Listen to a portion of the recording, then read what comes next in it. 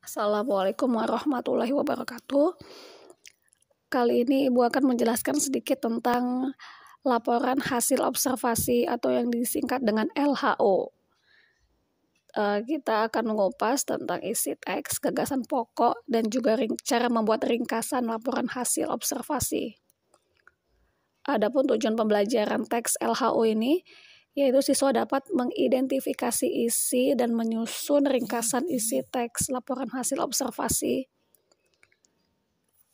Bisa kalian lihat di slide ya, contoh teks laporan hasil observasi itu, contoh teksnya ya yang berjudul Makhluk di Bumi Ini. Paragraf 1, benda di dunia dapat dikelompokkan atas persamaan dan perbedaannya. Dengan melakukan pengelompokan benda-benda itu lebih mudah dipelajari. Itu paragraf 1-nya. Paragraf keduanya, semua benda di dunia ini dapat diklasifikasi menjadi 2 kelompok, yaitu benda hidup dan benda mati. Nah, di sini dijelaskan benda hidup, ciri-cirinya, dan juga benda mati dibedakan dari benda hidup karena benda mati tidak mempunyai ciri-ciri umum.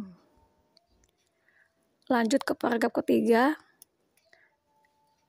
Ke paragraf ketiga itu benda hidup dapat dikelompokkan lagi menjadi hewan dan tumbuhan. Kemudian di bawahnya dijelaskan tentang tumbuh-tumbuhan ya secara umum, secara global.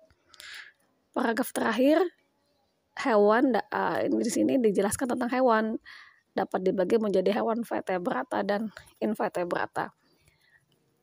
Oke, selanjutnya kita akan mencari tahu bagaimana cara menyusun ringkasan isi teks laporan hasil observasi. Yang pertama, kalian tidak bisa meringkas kalau tidak dibaca dulu. Jadi dibaca dengan pemahaman isi teks secara keseluruhan, dibaca dan dipahami ya. Kemudian dicari pokok-pokok isi informasi atau kalimat utamanya.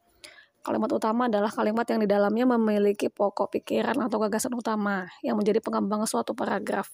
Biasanya terdapat di awal atau akhir paragraf.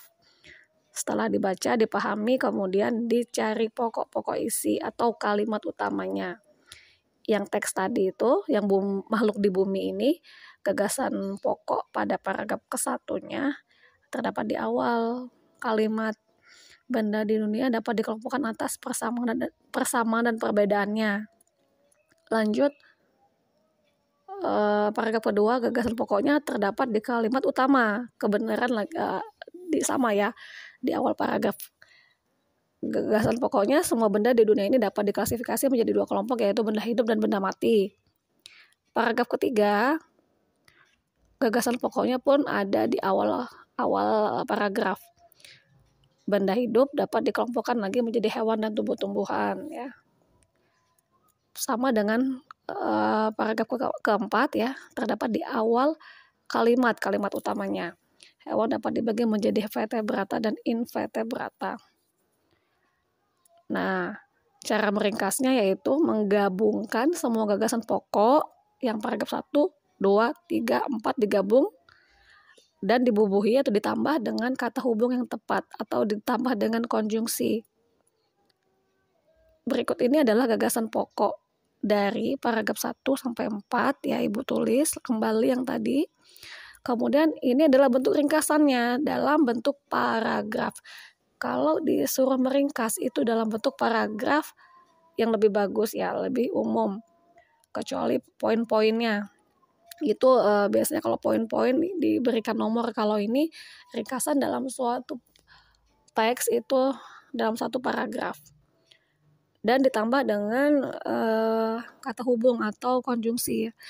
Nah, ini yang Ibu garis bawahi adalah konjungsinya supaya lebih padu, supaya maksud dari kalimat 1 dengan kalimat sebelumnya itu nyambung gitu maksudnya. Nah, ini adalah ringkasan dari teks Makhluk di Bumi Ini. Oke. Cukup ya. Yang terakhir adalah menyimpulkan fungsi teks. Kalian tinggal baca saja. Ini dari fungsi teks itu adalah untuk sebagai dokumentasi, referensi, kemudian deskripsi manfaatnya untuk mengenal tumbuhan dan hewan secara lebih lanjut.